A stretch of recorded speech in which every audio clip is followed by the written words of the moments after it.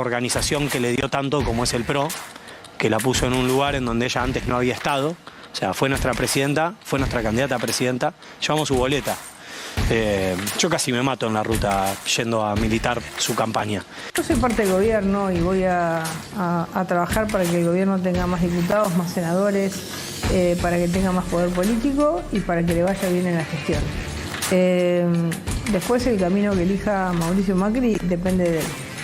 Yo creo que mi compromiso además no es mío personal. Yo le pedí a 6.200.000 personas que voten a Javier Milei.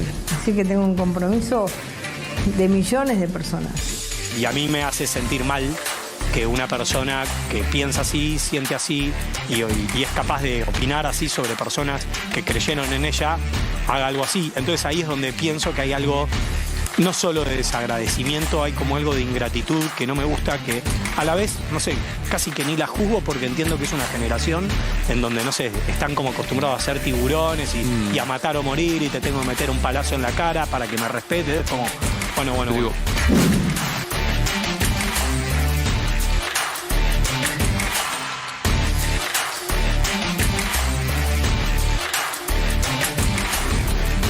No hubo ninguna amenaza al presidente Milei por parte de ninguna organización terrorista y en tal caso hubo alguna versión que hicieron correr algún periodista o algún medio sobre que se había modificado la seguridad del presidente, y lo cierto es que la seguridad del presidente se modifica todos los días de acuerdo a la agenda y de acuerdo a sus movimientos y de acuerdo a al tipo de lugar o a la infraestructura de los lugares a donde va. Por lo tanto, no hay ningún cambio en su seguridad más que los que habitualmente hay todos los días en virtud de sus movimientos.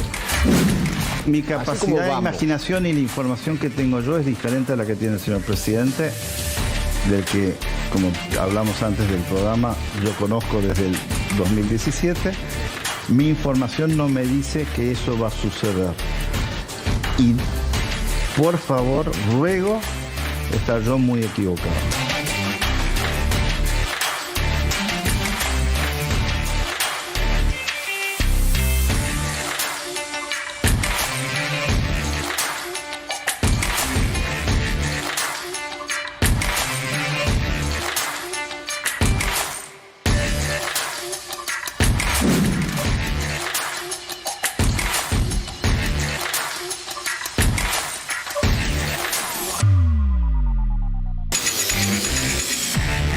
Buenas noches a todos, bienvenidos a la noche de 24, bienvenidos a MMC, ya estamos en vivo hasta las 21 horas. Hoy fue otro día en el cual los mercados desconfiaron y desconfían de un Caputo, el ministro de Economía, que vende dólares que no tiene. Entonces el mercado sigue sin verla. No termina de entender qué es lo que quiere hacer Caputo con la política cambiaria. Es decir, cómo va a hacer para acumular dólares en el Banco Central, teniendo en cuenta que la Argentina, siempre que ha tenido dólares en el Banco Central, ha logrado medianamente una estabilidad, y además eso es lo que permite que cuando la economía tiene dólares pueda recuperar nivel de actividad pagando importaciones. ¿Y por qué no la ve? Porque lo que estuvimos viendo en el día de hoy fue un dólar blue, que es el único dólar que ha quedado libre, es decir, sin intervención oficial, pues se supone que Caputo no está mandando, como mandaba el gobierno anterior, a las cuevas financieras, a la gendarmería o operando con manos amigas, digamos, se supone. Y ese dólar que ha quedado libre, bueno, está en 1.450, 1.455, oscilando en valores no muy distintos del viernes de la semana pasada, antes de las medidas de intervención sobre el mercado cambiario que anunció Caputo y compañía. El riesgo país, que es el termómetro, si se quiere, de hacia dónde va Argentina, y que Milei hizo todo su programa económico apuntando a derrumbar el riesgo país por debajo de los 1.000 puntos, ha vuelto a subir y está ahí, en los 1.600 puntos, de nuevo.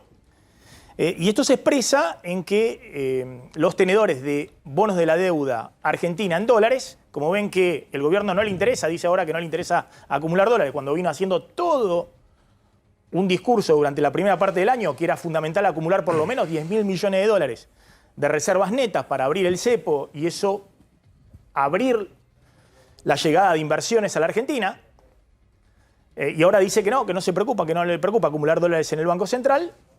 Bueno, genera que él, que tiene un bono de la deuda que dice que en enero del año próximo hay que pagarle 4.000 millones de dólares, agarra y lo vende.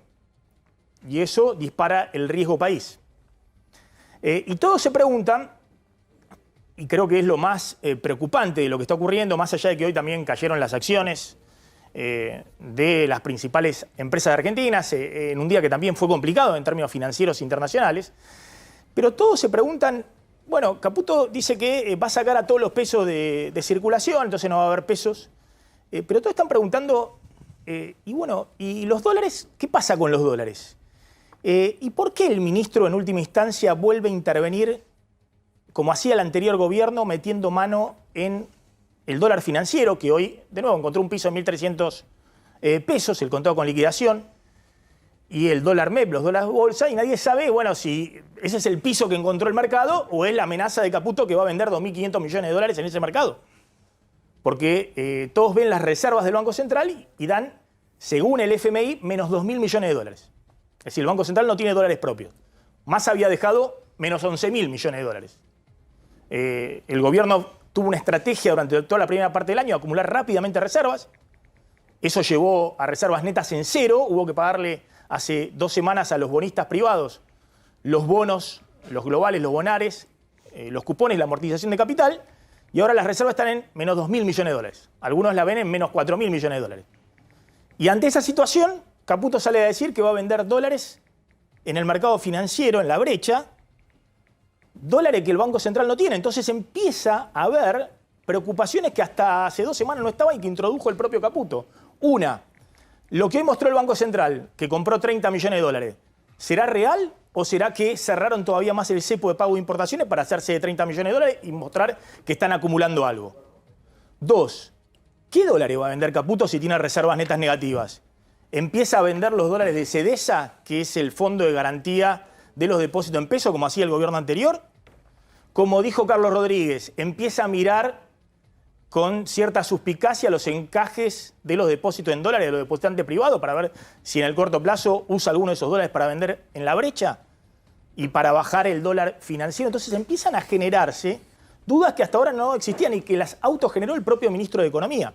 Esta idea de decirle al mercado, no voy a vender los dólares que compre, porque todo el mundo veía, y ahora fíjense esta placa que muestra que en este periodo del año el Banco Central siempre, promedio últimos 10 años, vende dólares, porque hay una estacionalidad del ingreso de dólares a la Argentina.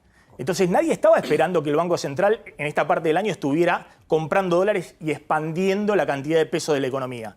Al contrario, iba a vender dólares e iba a contraer la cantidad de pesos. Entonces, todo el artilugio de lo que anunció el fin de semana Caputo, el mensaje que quedó en los mercados es, se asustó porque el dólar se fue al blue a 1.500, los financieros a 1.400, y empieza a amenazar con que va a vender o está vendiendo ya dólares en la brecha cambiaria.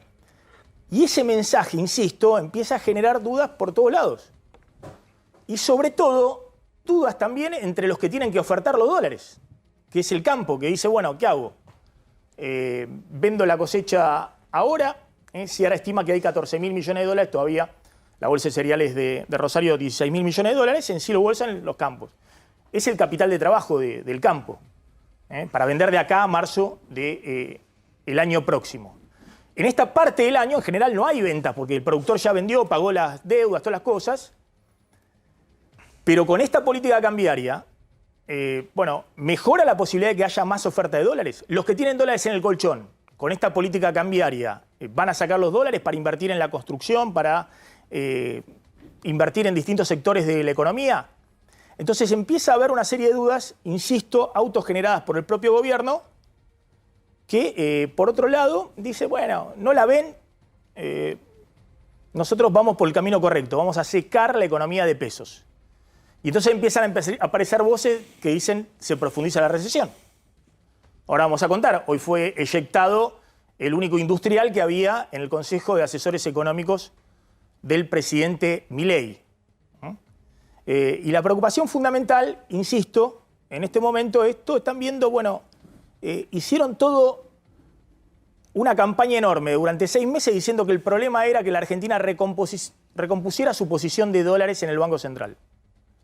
Hoy el Banco Central no tiene dólares y dice que no le gusta el dólar de 1.400 pesos, que lo quiere bajar y que va a vender dólares en la brecha cambiaria. Insisto, un dólar de 1.400 o 1.500, que no es un dólar de crisis. El dólar de octubre del año pasado, de 1.200 pesos, el dólar en la brecha cambiaria, valores de hoy ajustado por inflación, lo que los economistas llaman tipo de cambio real multilateral, un dólar de casi 3.000 pesos.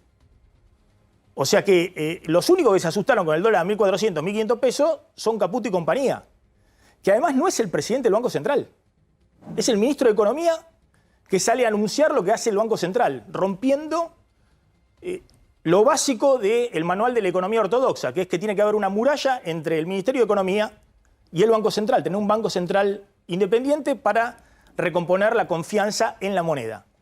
Entonces hay una gran confusión, me parece, respecto a cuál va a ser el próximo paso de la política económica. Si lo que se ha tomado como medida o parche de las últimas horas no termina dando resultado. Ese gráfico que veían recién, justamente, es lo que les decía. El promedio de ventas, que son las barretas para abajo del Banco Central, siempre en estos meses el Banco Central vende dólares, no compra dólares. Y lo que hace es comprar dólares en el segundo trimestre del año, que son todas las barritas fuertemente para arriba, donde se liquida fuerte la cosecha de soja. Los problemas empezaron de la brecha cambiaria y las dudas y la incertidumbre cuando en junio el Banco Central no compró dólares, en un mes que tenía que comprar fuertemente 2.500, 3.000 millones de dólares, 2.000 millones de dólares. No compró, vendió 50 millones de dólares. Poco. Vendió, pero no compró. Ahora, a partir de julio, agosto, nadie estaba esperando que el Banco Central compre dólares. Entonces, no había que asustarse si el Banco Central en esta época no compra dólares. Es más, iba a vender dólares e, insisto, iba a contraer los pesos de la economía. Con lo cual, que si querían que en esta parte del año la política fuera contractiva, iba a ser contractiva. Salió Caputo, tal vez una preocupación del ministro particular, que se inquieta cuando ve que la brecha se le mueve un poco, a decir que va a intervenir en la brecha cambiaria. Ya está en nuestros estudios, bueno, el presidente de CRA, ¿no?, de Confederaciones Rurales Argentinas, que es Carlos Castagnani. Gracias por venir. Claro, porque todos están diciendo, bueno, en este contexto aparece la oferta de dólares o no del campo. Y también está Ricardo Delgado, economista, director de Analítica. Castagnani, ante la nueva política cambiaria, ¿qué está pasando en el campo, digamos? ¿Y cuándo aparecen los dólares, digamos? O en todo caso, ¿por qué todos dicen, bueno, que los dólares están en el campo? En realidad, en el grano, la cosecha de soja, y no aparecen en el mercado. Bueno, primero que el campo, cuando uno toma los últimos años, tiene un ciclo, como bien decía Maxi, por ejemplo, lo que es el mes de mayo y junio, el campo liquida porque cumple sus compromisos. No olvidemos que el 70% de la agricultura se hace sobre campos alquilados, hay que pagar alquileres que están en granos de soja, en quintales, y también los insumos que el productor generalmente llega a la cosecha endeudado en insumos, ¿no? Y bueno, de ahora en más es la moneda que tiene el productor para decir, bueno, voy cumpliendo mis compromisos. No olvidemos que de acá a 60, 90 días empieza la siembra de maíz, donde se hace una fuerte inversión. Y bueno, ahí el productor tiene dos caminos. O se endeuda con las empresas, o el que tiene espalda, que no son muchos, vende el grano de soja y con eso asume sus compromisos. Es decir que si no pasa nada extraño, lo mismo, en 60, en 90 días, digamos, a más tardar en septiembre, octubre, el productor de campo, bueno, va a vender lo que tiene en silo bolsa, una parte va a vender para conseguir con esos pesos, vende siempre en pesos. Totalmente. Y poder invertir en la siembra de maíz y después la siembra de soja. Sí, también pagar sus compromisos, vivir, o sea, todos los gastos que tiene cualquier actividad, ¿no es cierto? O sea, con el plus de que cuando es la época de siembra, bueno, hay una inversión extra que generalmente el productor que todavía cuenta con grano, vende esos granos que se cobran en pesos, con un 33% de retenciones, y bueno, con eso invierte y también la idea es poder llegar a la próxima cosecha, ¿no? ¿Y qué pasa hoy, digamos, con esta política cambiaria del gobierno, ¿no? Porque el gobierno tiene para todos los exportadores lo que se llama el dólar blend, 80% se liquida en el oficial y 20% en el dólar financiero. Cuando baja el dólar financiero, baja el dólar de exportación. A principio de la semana, o la semana pasada, estaba en 1.050 el dólar de exportación, ahora está por debajo de los 1.000 pesos ese dólar que se le paga al productor, siempre en peso el productor, no ve un solo dólar. ¿Cómo percibe que estas medidas van a impactar en la oferta de granos del productor si va a vender para que después la cerealera exporte y traiga los dólares al país? Bueno, primero, muy buena aclaración, el productor no es el que exporta, el que exporta es el exportador, y vuelvo a repetir, aquel productor, yo siempre digo que guardar la soja no es un ilícito, el campo es un negocio. Entonces aquel productor que tiene espaldas y puede esperar un mejor momento para vender, bienvenido que lo haga, o sea, como cualquier otro comercio. Y el productor que tiene que vender para afrontar sus compromisos lo va a hacer, o sea... El gobierno les dice, les envía el mensaje, vendan ahora porque van a perder, porque vamos a seguir con el 2% de evaluación mensual del tipo de cambio oficial, la brecha se va a comprimir, el gobierno ha dicho que quiere que ese dólar financiero esté en 1.100 pesos, digamos que se comprima, que se acerque al dólar oficial, que hoy está en 920 pesos, y si el productor no vende ahora, bueno, va a tener que vender en unos meses a un precio más bajo porque se lo va a ir comiendo la inflación, y además los precios internacionales están para abajo. Esa es una mala noticia para Argentina. La soja ha caído por debajo de los $400 la tonelada, cuando a principio de año estaba cerca de los $500 la tonelada. ¿Qué responden ustedes ante ese mensaje que envía el gobierno? A ver, y esto no es para nada en contra del gobierno, sino que no es conocer la idiosincrasia del productor. Porque el productor, si bien está atento a los precios, pero no especula. El productor, cuando siembra y llega a la liquidación para pagar todo lo que es fertilizante, o la gente que cosecha y siembra, bueno, siempre uno ruega que esté en buen precio, pero no es que espera, vuelvo a repetir, ese momento, salvo que sea algún productor grande que tenga una espalda suficiente. Y también el mercado a veces, lo del trigo, nosotros le habíamos pedido al gobierno en la siembra de trigo de hace 2 meses que el precio internacional era muy bajo, de hacer un achique de retenciones, porque bueno, la idea que hablábamos con los productores era no sembrar o no sembrar lo que históricamente se sembraba, pero dependemos del clima también. A ver, lo voy a hacer jugar a Ricardo Delgado. ¿Qué está pasando, Ricardo? ¿Qué estás viendo? Bueno, después de las medidas de Caputo, digamos, en general, últimamente cada vez que habla Caputo, habla el dólar, complica las cosas. En este caso, ¿cómo estás viendo las últimas medidas? Veo una película que ya hemos visto muchas veces. Me parece que los gobiernos, ante la escasez de dólares, intentan de alguna manera ofrecer soluciones y artilugios monetarios y financieros que no resuelven el problema de la generación de dólares. Creo que el gobierno ha equivocado, digamos, la política sectorial con el sector. El único oferente neto de divisas en la economía argentina es el agro, y sobre todo en este segundo trimestre que ya terminó. Todos los economistas decíamos antes de las elecciones que era necesario trazar una suerte de puente de financiamiento justamente para llegar a este segundo trimestre, porque iba a venir una buena cosecha, porque estaban los granos disponibles y porque el gobierno que fuere, el de Massa o el de Milei, tenía que trabajar sobre ese sector precisamente para estimular la liquidación. Bueno, es lo que no ha pasado. Ayer escuchaba tu entrevista al ex secretario de Agricultura o de Bioeconomía y planteaba esto, ¿no? Algo que no se ha trabajado desde el punto de vista macroeconómico. Resolver los problemas económicos de la Argentina solamente con cuestiones monetarias, a mi juicio, es una equivocación. Y de vuelta, la película esta ya la vimos. Y ahora la seguimos. Voy a contar ahora a Javier Calvo, un funcionario de tercera línea, no tiene demasiada relevancia, que acaba de echar Milei, pero que se suma a otro que echaron en el Consejo económico de asesores. Y bueno, y esto habla de un modus operandi, digamos, que está ocurriendo en el gobierno con a veces primeras, segundas y terceras líneas. Bueno, está Diego Nicolás en el móvil. Diego, me está llamando ahí el móvil en un acto de Milei. Sí.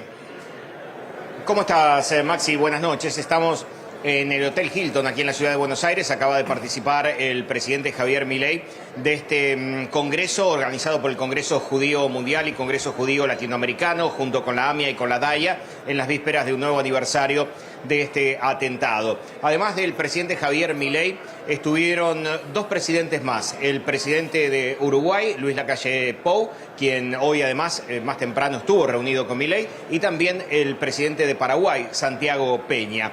Bueno, el presidente Javier Milei volvió a hablar del atentado, de la impunidad que ha transcurrido durante todos estos años, de la designación de los grupos terroristas, como lo ha hecho a través de un decreto recientemente la Presidencia de la Nación. Y si te parece, vamos a escuchar un fragmento del presidente Javier Milei cuando hablaba ante este auditorio hace algunos minutos nada más. Mañana se cumplirán también 3 décadas de impunidad, 3 décadas de cortina de humo y maniobras groseras de parte de personajes oscuros para cubrir una de las peores atrocidades de nuestra historia. 3 décadas de una causa eterna, de montañas de hojas escritas, de cientos de miles de horas invertidas en investigación y en procesos judiciales, pero en muchos casos no al servicio de esclarecer lo que ocurrió, sino al servicio de manipular la realidad, de oscurecer la verdad y de enviar la causa al olvido. Se cumplirán 3 décadas en las que la política y la justicia fueron o bien cómplices y encubridores del crimen o bien actores impotentes que le dieron la espalda a la tragedia mientras los responsables salían indemnes. Donde la ineptitud y la negligencia fue tan grosera y transversal que la Corte Interamericana condenó al propio Estado argentino por no investigar correctamente la causa. Y se cumplirán sobre todo 3 décadas de dolor para aquellas 85 familias, el dolor particular de aquellas heridas que el tiempo no puede saturar, porque la ausencia de justicia persiste en dejar abiertas. Bueno, ahí estaba Javier Milei, ¿no? Diego, ¿querés hacer ahí un cierre? No, simplemente decirte que participó también la ministra de Seguridad, Patricia Bullrich, quien hizo alguna referencia de alguna manera a esta publicación en tono amenazante que fue leída recientemente en Irán, pero dijo que están investigando el tema y no le atribuyó por el momento mayor importancia. Gracias, Diego Nicolás, ahí desde el Hotel Hilton. ¿Querés hacer un toque con esto? Parece que Bullrich no le dio mayor importancia al tema. No, tampoco el vocero presidencial hoy a la mañana, que desmintió algo que partió de propias fuentes del gobierno, que es que partió la versión de que a Milei lo habían amenazado hace semanas de Hezbollah. Y el vocero lo desmiente. Pónganse de acuerdo. No, es un tema delicado. Pónganse de acuerdo. ¿Para qué filtran? Si se instala y después no le demos mayor importancia, claro, entonces el propio gobierno lo está sobre todo desmintiendo. teniendo en cuenta lo que está pasando en Israel, lo que está pasando en Gaza, y que mañana es el acto público en la calle Pasteur por los 30 años de la voladura de la AMIA. Claro, un tema muy sensible como para estar... para hacerlo digamos, un juego político de relato, de narrativa, desmiento, pero la palabra oficial es lo que dijo hoy el vocero. Y hay que creerle al vocero, ¿no? Desmintiendo. Que no es que no le amenazó nunca a Hezbollah. Hoy fue echado finalmente el subsecretario de Deportes. Sí, acaba de ser echado Julio Garro. Se comunicó hace minutos vía, como se suele hacer ahora el gobierno, por lo menos en Twitter, en X, vía la oficina presidencial. Algo que adelantamos hace media hora en el noticiero de América, 45 minutos. Que ya estaba fuera del gobierno, que solo faltaba la comunicación oficial. Bien, ahí está, tenemos el comunicado de la oficina presidencial en el cual informan que ningún gobierno puede decirle qué comentar, qué pensar o qué hacer a la selección argentina, campeona del mundo y bicampeona de América, ni a ningún otro ciudadano. Por esta razón, Julio Garro deja de ser subsecretario de Deportes de la Nación. ¿Qué dijo Garro hoy a la mañana en una entrevista radial? Que dijo, eso es sobre Teherán, dijo que el capitán de la selección y la AFA deberían pedir disculpas. Estaría bien que pidieran disculpas por los cantos xenófobos en el festejo, en el micro, en un vivo que hizo Enzo Fernández, que hay mucho debate, sobre todo en Francia, sobre eso. Horas después, la jauría tuitera encabezada por el gordo Dan, que no es la primera vez que pide la cabeza de un ministro, ya había pedido la de Vilela en su momento cuando se le ocurrió darle like a un posteo de Martín Lustó, pidió de alguna manera que le cortaran la cabeza ahora a Julio Garro. ¿Quién es el gordo Dan? Porque lo tengo acá anotado en algún lado con tantos nombres. El gordo Daniel Dan porque Parisini. es un nombre en Twitter, ¿no? Daniel Parisini se llama. Que fue pero es @gordodan. @gordodan, que conduce un stream libertario. Fue citado hoy a la Casa Rosada Daniel Parisini, alias el gordo Dan.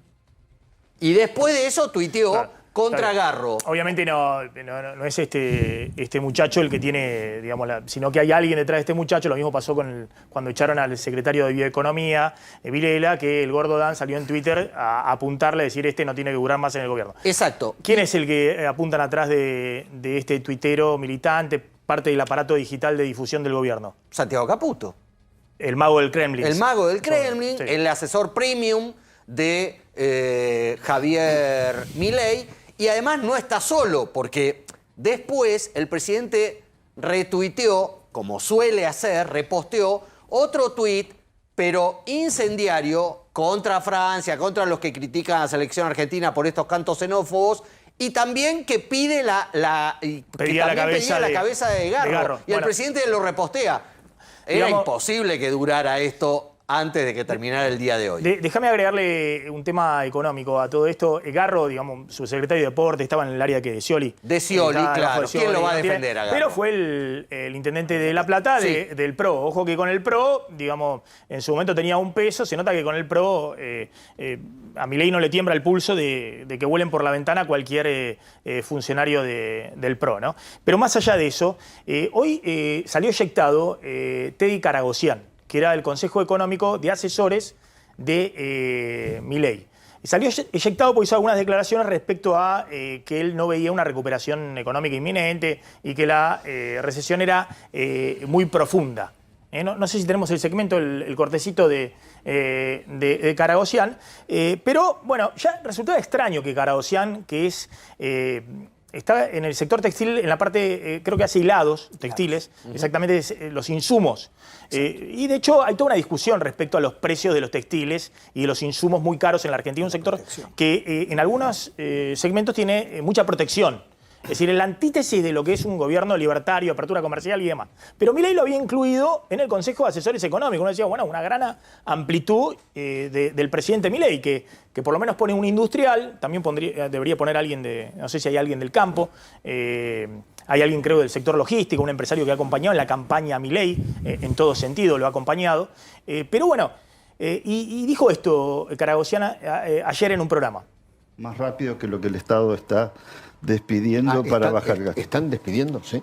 ¿Cómo puede ser que el arroz en Argentina salga, no tengo los números exactos, no, más caro que en Inglaterra? Hay algo que no está bien. Bueno, es el segundo de Adorni. El segundo de Adorni. Javier Lanal. Debiera ser más cuidadoso con lo que dice. Bastante estúpido el comentario. Estúpido por varios motivos. Primero, porque la última moda europea se compra acá a precios de descuento. Es un gobierno donde cada persona parece que está diciendo lo que quiere. Digamos, porque esto no debiera ser dicho por un funcionario cuya obligación es ver cómo aumentar el empleo en la Argentina.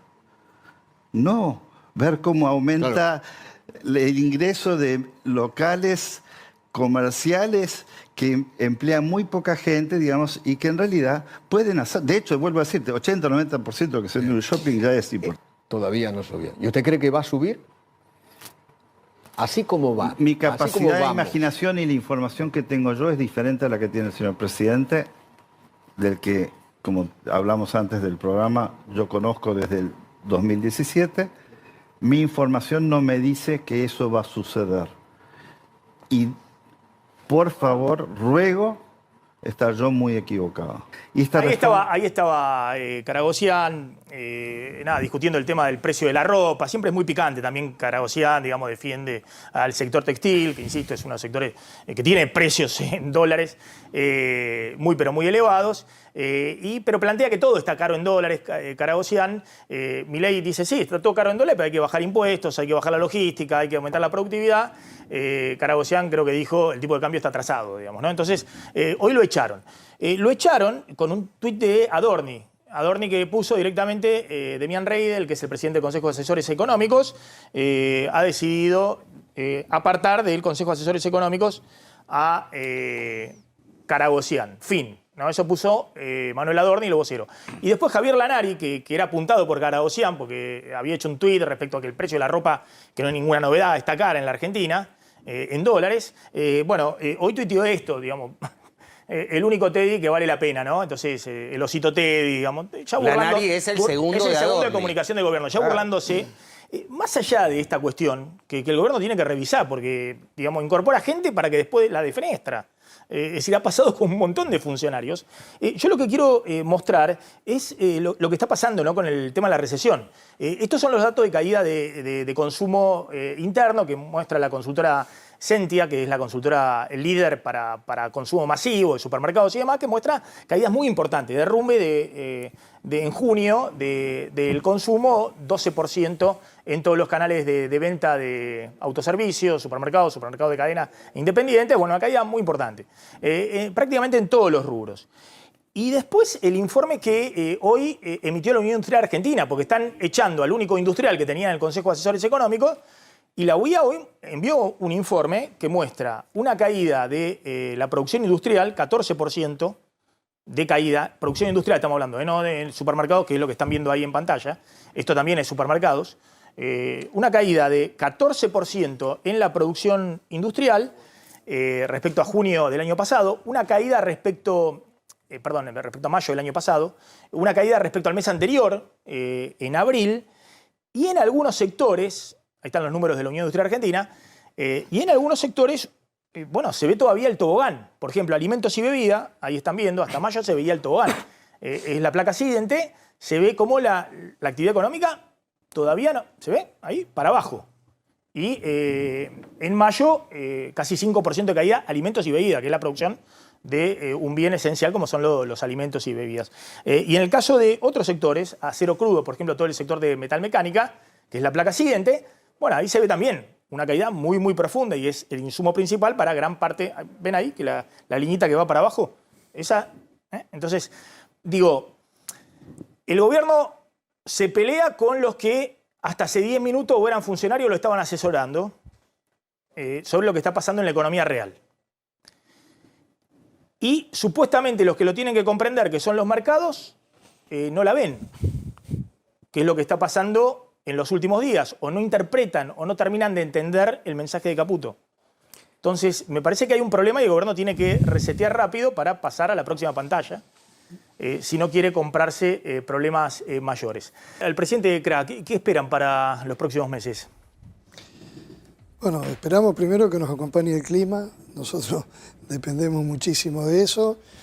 Y esperamos,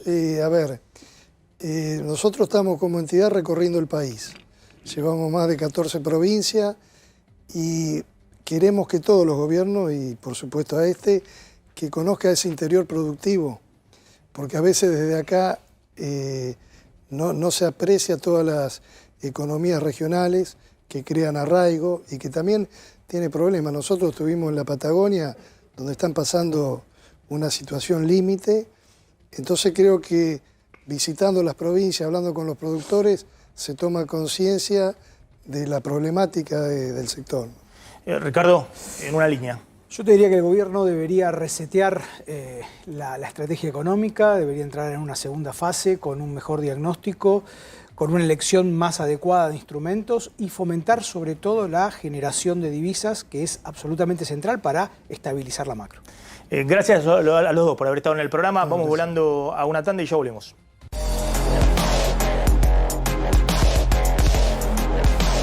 Bueno, atención, reunión Milei, la calle Pou. Sí, Interesantes las imágenes que vamos a ver sobre la reunión que hoy tuvieron el presidente de Uruguay con el presidente argentino, acá en la Casa Rosada, pedida por la calle Pou, después de ese incidente que hubo en la cumbre del Mercosur, a la que no asistió Javier Milei, mandó a la canciller Diana Mondino, y con todas las letras, sin mencionarlo, la calle Pou dijo, acá deberíamos estar todos, porque lo que estamos discutiendo es importante. Fíjate en las imágenes que se difundieron oficiales de hoy, de este encuentro de 1 hora, la calle Pou aparece sonriente, aparece relajado. Javier Milei aparece con cara de pocos amigos. No es casualidad. Pregunté en Casa de Gobierno, no es casualidad. Estos mensajes se quieren enviar. Y ese fue el tono de la reunión. Cuando Macri iba a verlo al Papa y el Papa estaba serio y Macri sonriendo. Claro, te ponen cara de tujes y ¿viste? Te están dando un mensaje. ¿Cuál es el mensaje de la Casa Rosada que está expresado también en las fotos? Que la reunión fue cordial, sin firuletes, sin carcajadas, sin chistes.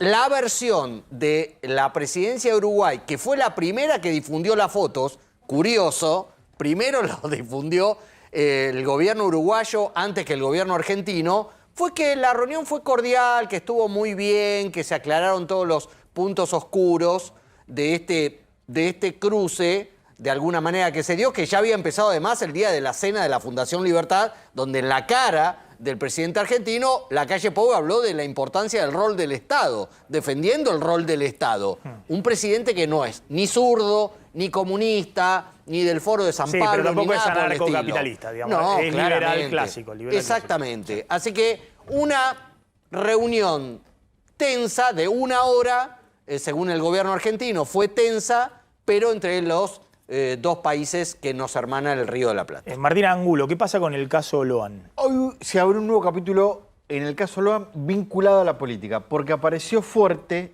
el nombre de un senador provincial vinculado y muy cercano al gobernador de la provincia, Gustavo Valdés, que hace una semana también había tenido un capítulo en la causa cuando publicó en sus redes sociales que se estaba más cerca de esclarecer el hecho. ¿Por qué aparece el nombre de este senador que se llama Diego Pellegrini, que vemos en línea, que en las últimas elecciones fue en la boleta con Gustavo Valdés?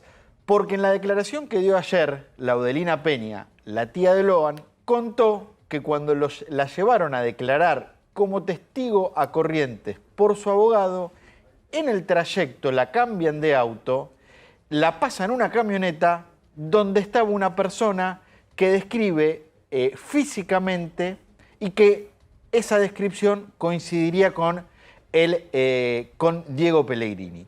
Pero a su vez, la hija de Laudelina Peña ya había declarado en la causa que esa persona era Pellegrini, con nombre y apellido. Y a partir de ahí, la querella que representa a parte de la familia de Loan pidió que sea citado a declarar. Y eso fue lo que hoy ordenó la jueza federal de Goya, Cristina Poserpento.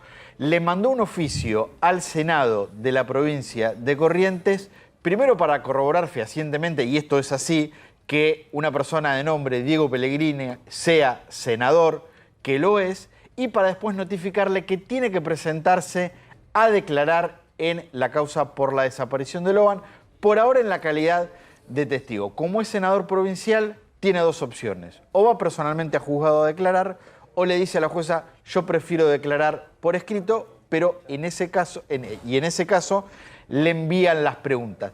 Pero con la decisión de la jueza aparece con más fuerza nuevamente la política en la causa, ya ahora directamente involucrado en una maniobra para obstruir la causa, porque cuando Laudelina declaró por primera vez con su abogado José Codazzi y en principio con la presencia del senador Pellegrino, ella había dicho que a Loan lo habían atropellado, que lo subieron a una camioneta y que después de ahí perdió el rastro, una hipótesis muy distinta a la que tiene la justicia, y que ayer en su indagatoria Laudelina dijo que eso era una mentira, que había mentido porque había sido presionada y entre otros involucró a su ex abogado. Milei hoy hizo un tuit con el dato de precios mayoristas de junio que emitió el INDEC, que dio 2,7%, es decir, muy baja la inflación de precios mayorista o precios salida de fábrica. Recuerden que el índice de precio al consumidor de junio dio 4,6%. Verdaderamente el dato es muy bueno, porque ese dato de inflación mayorista había dado 55% a la salida de la devaluación de diciembre en diciembre.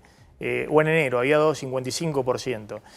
Claro, ahí todos se preguntan, bueno, está bien, pero venís con el ancla nominal del tipo de cambio al 2% mensual ya hace 6 meses.